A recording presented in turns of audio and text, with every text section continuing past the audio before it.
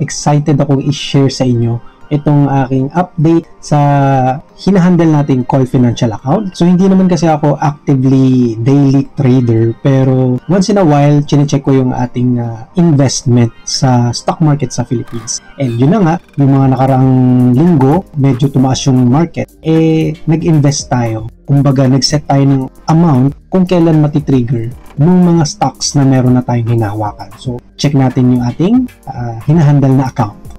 Sa nakikita ninyo sa screen na to at sa nakikita ko sa screen na to nung ako yung nag-login sa account na ito, makikita natin na yung mga sinet kong amount kung kailan matitrigger yung pagbenta ng mga stocks na hinahawakan natin katulad ng BDO, BPI, and SM ay na-confirm na siya. Ibig sabihin na-execute siya, guys.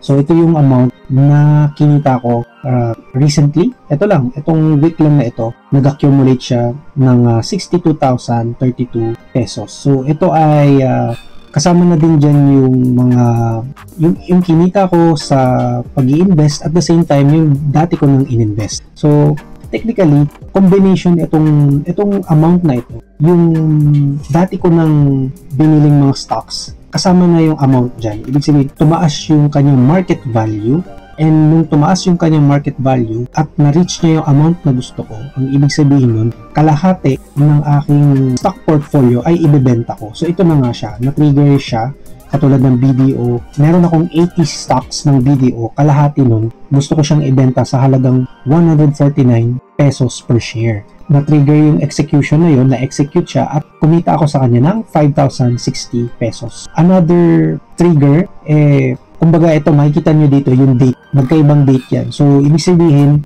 noong July 11, nagbenta ako ng 70 shares ng BDO, tapos sa halagang 143, then na-execute siya. Umabot siya sa ganung presyo. Then, lalo pa siyang tumaas at na-trigger din yung next na amount na gusto ko, which is 149. Mabibenta siya sa 149. So, total niyan, 70 plus 40 na yung nabibenta ko. So, ibig sabihin, nasa 110 shares na yung nabibenta kong BDO shares. Sa BPI naman, 70 shares ng BDO ang nabenta ko sa halagang 129.8 pesos per share. So, ang total niya is 9,086 pesos. Then, sa SM naman, nakapagbenta ako ng 40 shares sa halagang 923 per share. 36,920.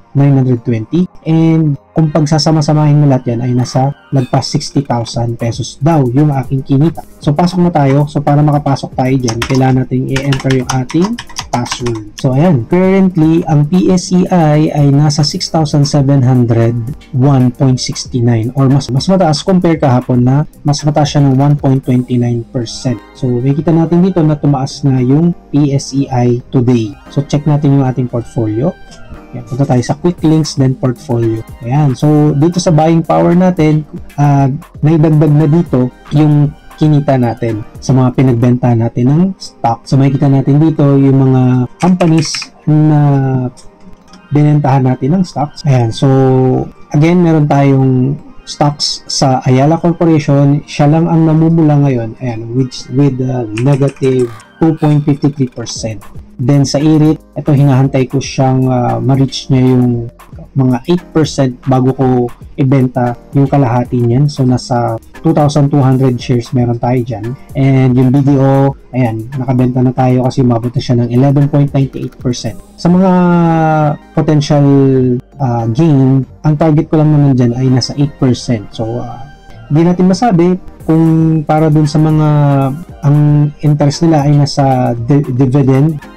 So ang gagawin lang nila, maghihintay lang sila na kumita yung kanilang shares, hindi nila ibebenta yon kung ang goal nila ay kumita ng dividends. Pero for me kasi, once na meron akong target or once na na-hit yung aking goal, yung target amount, ibebenta ko na siya para umikot lang yung yung kumbaga iba-iba naman tayo ng strategy. Kumbaga, for me, parang nasa mid investor, ganyan. Diba, merong short term, merong mid term, merong long term investor. So ako nandun ako sa mid. Hindi naman ako daily, katulad ng mga short term. Pero once in a while, like once a week or ganyan, chine-check ko yung yung ating portfolio. So tingnan natin historical. Ayan, so ito nga yung mga transactions na makikita mo dyan na this July. so far ay bumili ako ng Ayala Corporation, nagdagdag ako ng 30 kasi nga pababa yung presyo niya. And nag-deposit din ako ng 10,000 pesos para madagdagan yung ating portfolio. So, bumili uli ako. Ayan, 2 beses akong bumili ng 30 shares ng Ayala. Kasi habang bumababa siya, ay bili naman ako ng bili ng stocks. Sa sell naman, category, bumili ako ng, nagbenta ako ng BDO, SM, and BPI. Ayan. So, currently, ang ating total equity ay nasa, na-reach na natin yung 508,754. So, hindi, hindi ito yung current. So, tingnan natin yung current. Balik tayo sa portfolio. Ayan. So, ang current talaga na standing na total equity ng account na ito ay nasa 505,041.05. Yun. So, paano ba nagawang kumita ng 60,000 pesos dito? So, yun nga. Ang ginawa ko lang guys, habang mababa yung market price niya, ay bumibili ako ng stocks para mapababa ko tong average price. Itong average price column na ito, kailangan yun yung target natin, mapababa yung presyo na yun. Para once na bumaba yung presyo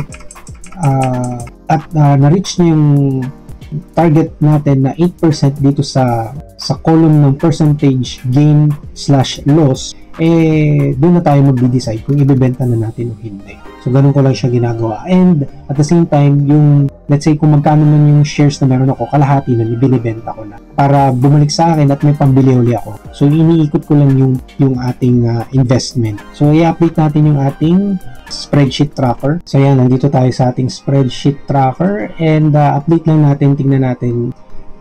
Since ang goal natin dapat is for July is ito, nagset tayo ng goal na 550,000 para lang bumalik tayo dun sa trend ng red kasi yun yung ating goal. Kaya lalakihan ko lang. Ayan. So ito yung goal natin. So nagset ako ng ano lang yan, ideal lang yan para lang makabalik tayo dito kasi kung mapapansin nga ninyo sobrang baba ng mga nakarang buwan ng portfolio na hinahandle natin. Ayan. So, ito yung per month na yung mga vertical lines na yan yung per month. And noong starting February nga, unti-unti na bumababa yung ating portfolio. So, for 484,000, nasa above siya ng trend line na red, which is yung okay sana, tapos biglang bumaba siya, di ba? So, yung goal natin is baka balik man lang doon sa trend line na yun, yung red trend line. So, parang ang target ko dapat dyan for this month is 550,000. Wala naman masamang mag-ngarap, pero at least magkaroon ka ng push, di ba? So, yun yung natin. Kaya tayo nagtatrack. Maganda talaga na meron tayong tracker para nakikita natin yung progress natin. So, ano lang naman ito, itong 550 is goal lang yan. Ang totoo niyan is nasa, lang tayo. Ito talaga yung amount niya ngayon. As of today, ayan, nakaka 505,000 or, ayan, nadagdagan tayo ng 6.71% from previous month. Yung previous month natin is nasa 473,284.68 and as of today, July 19, nasa 505,041.05 or tumaas ng 6.71% compare last month. So kung titingnan na natin yan dito sa chart natin, ayan. So, titingnan natin yan. Ayan. So, medyo nasa kalahati pa tayo, no? Konting push pa. Meron pa tayong 15 days almost or mga less than 15 days kung marireach ba natin itong red trend line na to, itong uptrend line na to. Kasi at least para makabalik tayo dito. Maganda yung meron kayong sinusundang trend line para mapupush nyo yung sarili ninyo na gawa ng paraan yung pag-i-invest or yung pag-iipon, diba? Maganda na mag-track kayo. So, itong tracker na to, simpleng tracker lang to, gawa lang kayo ng sa Google spreadsheet nga lang gamit ko. Ayan, gawa lang kayo ng column A na date, tapos yung total amount per month, and then yung price difference niya, may formula lang naman yan. So, ito na yung formula yung ginagamit ko. Yan, so para may idea kayo, kung paano kinumpute yung price difference from the previous month. Ayan, ganyan siya. B3 minus B2, then yung yung difference divided by B2 times 100%. Yan, simple lang siya. Para makita nyo, let's say, May, or yung pinaka-latest na lang, yung July 2024, as of July 19, 6.71%, paano na-compute yun?